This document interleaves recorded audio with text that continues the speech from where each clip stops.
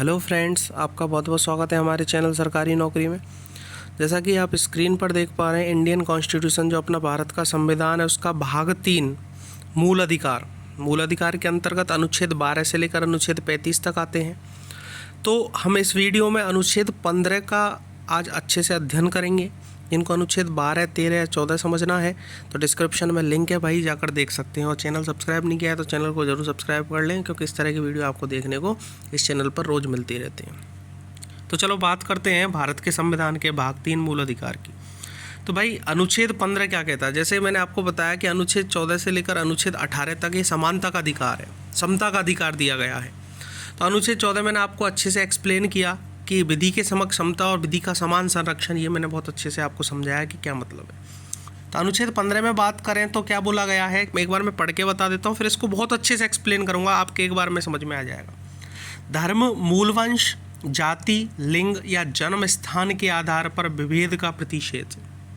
ये जो वर्ड आपके सामने बोला, प्रतिषेध मतलब मना है, विभेद मतलब विभाजन करना, अलग अलग समझना। किसके आधार पर? धर्म, मूलवंश, जाति, लिंग या जन्म स्थान के आधार पर यदि कोई भेदभाव करता है तो ये प्रतिषेध है, मतलब ये मना किया गया है संविधान में। मैं आपको अच्छे से एक एक लाइन समझाऊंगा, समझने की कोशिश करना। राज्य किसी नागरिक के विरुद्ध केवल धर्म, मूलवंश, जाति, लिंग, जन्म स्थान या इनमें से किसी के आधार पर कोई विभेद नहीं करेगा। जैसे राज्य के बारे में मैंने आपको अनुच्छेद 12 में बहुत अच्छे से समझाया कि राज्य में कौन कौन आता है। भारत की सरकार, संसद, राज्य विधानमंडल, स्थानीय प्राधिकारी, स्थानीय पदाधिकारी, ये सब राज्य के अंतर्गत आते हैं। अनुच्छेद 12 केवल राज्य की परिभाषा समझाइए आपको, तो इसलिए उसको अच्छे से समझें, फिर आपको ये समझ में आएगा। तो राज्य ऐसा कोई कानून नहीं बनाएगा या ऐसा कोई विधि नहीं बनाएगा या फिर ऐसा कुछ भी नहीं करेगा जिससे मूलवंश या जाति, लिंग, जन्म स्थान के आधार पर या धर्म के आधार पर आप में भेदभाव किया जाए। कि ऐसे नहीं कि इस जाति का है तो इसको सज़ा कम दी जाएगी, इस जाति का है तो इसको सज़ा ज़्यादा दी जाएगी। पूरे लिंग के आधार पर मतलब जैसे पुरुष हैं तो उनको कुछ अलग और महिलाएं तो कुछ उनको अलग। जाति का मतलब जाति, जैसे एससी के अलग के लिए एसटी का कोई अलग कानून बन जाएगा, ओबीसी का, ऐसा कुछ नहीं होगा। भेदभाव किसी के साथ नहीं होगा, ये हमारा संविधान हमको अधिकार देता है। सेकंड पॉइंट की बात करें तो कोई नागरिक केवल धर्म, मूलवंश, जाति, लिंग या जन्म स्थान या इनमें से किसी के भी आधार पर क्या क्या नहीं कर सकता वो समझना।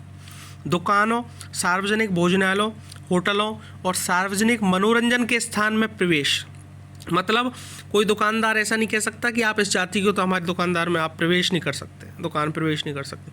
किसी भोजनालय में ऐसा नहीं होगा, किसी होटलों में ऐसा नहीं होगा। कोई भी सार्वजनिक मनोरंजन के जो स्थान है वहाँ पे भी इन आधारों पर कम से कम प्रवेश वर्जित नहीं किया जाएगा। 6 पॉइंट क्या कहता है?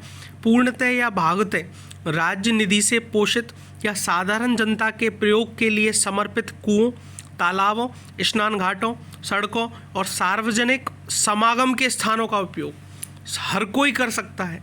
ये संविधान हमको अधिकार देता है।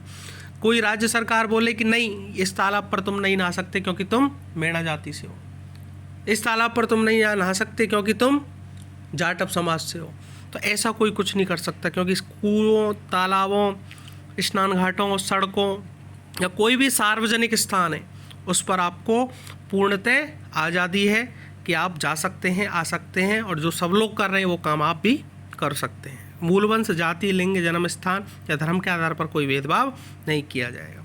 ठीक है, इनके संदर्भ पर ये अधीन नहीं होंगे। इसके बाद थोड़ा सा मैं अच्छे से एक्सप्लेन कर देता हूँ कि आप ये लोग सोच रहे होंगे कि सर हमारे देश में तो आरक्षण भी है, सर हमारे देश में जब फौजियों की रिक्वायरमेंट होती है तो सबसे पहले पुरुष को लिया जाता है, महिलाओं को लिया ही नहीं जाता, तो इस तरह से भेदभाव क्यों हो रहा है? तो इस चीज़ को भी समझने की कोशिश करना। जैसे मैं समझा दूँ आपको, इस अनुच्छेद की या अनुच्छेद 29 के खंड 2 की कोई बात राज्य को सामाजिक या शैक्षिक दृष्टि से पिछड़े हुए नागरिकों के किन्हीं वर्गों की उन्नति के लिए या अनुसूचित जातियों और अनुसूचित जनजातियों के लिए कोई विशेष उपबंध करने से निवारित नहीं करेगी। देखो अनुच्छेद 29 में मैं आपको आगे समझाऊंगा। अनुच्छेद 29 जो है वो दलित लोगों के लिए, इनके लिए अलग से कानून बनाया गया है। जैसे अल्पसंख्यक वर्गों हैं उनके लिए हितों का संरक्षण किया गया है, तो उनका आप नुकसान नहीं पहुंचा सकते। जो पिछड़े लोग हैं, जो दलित लोग हैं, जिनको शुरू से संविधान में आरक्षण दिया गया है, तो उनका आरक्षण आप ख़त्म नहीं कर सकते। आप सोचो कि कोई यदि ब्राह्मण लोग हैं या फिर कोई अलग समाज के हैं जिनको आरक्षण नहीं है, वो ये सोचें कि इनको आरक्षण मिल रहा, हमें क्यों नहीं मिल रहा, तो ये तो समानता हुई नहीं।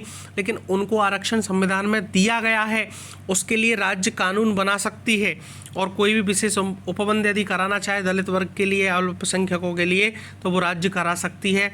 इसका मतलब ये नहीं कि उनके साथ भेदभाव हो रहा, उनको भी आपके बराबर उठाया जा रहा है। आ रही बात समझ में?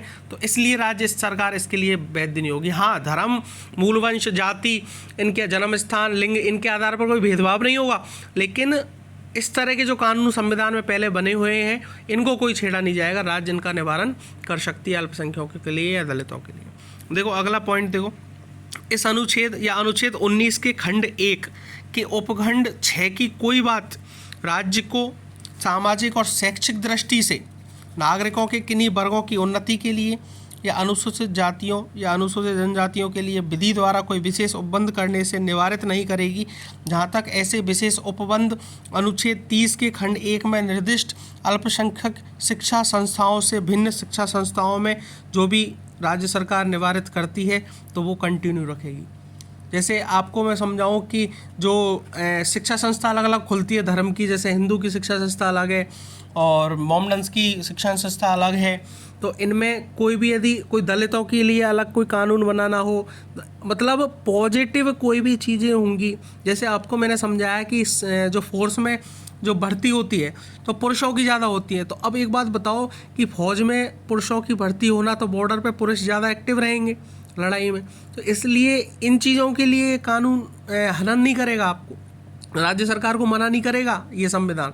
हाँ, राज्य सरकार केवल इसलिए मना कर सकता है कि कोई जाति के या मूलवंश या लिंग या स्थान, जन्म स्थान, इनके आधार पर, धर्म के आधार पर कोई यदि भोजनालयों, होटलों, सार्वजनिक मनोरंजन, पोषित साधारण सड़कों, कुओं, तालाबों, स्नान घाटों, सार्वजनिक जितने भी समागम स्थान है, इन पर आपको प्रतिषेध नहीं किया जाएगा। ये बात बोलता है अनुच्छेद 15। लेकिन जो आरक्षण है या फिर इस तरह के कोई भी और अनुच्छेद हैं संविधान में, उनको आप हनन नहीं कर सकते, राज्य सरकार उनको नहीं रोक सकती। उनके लिए चाहे सुविधा देना चाहे तो सुविधा दे भी सकती है, ये राज्य सरकार इसके लिए बाध्य नहीं है।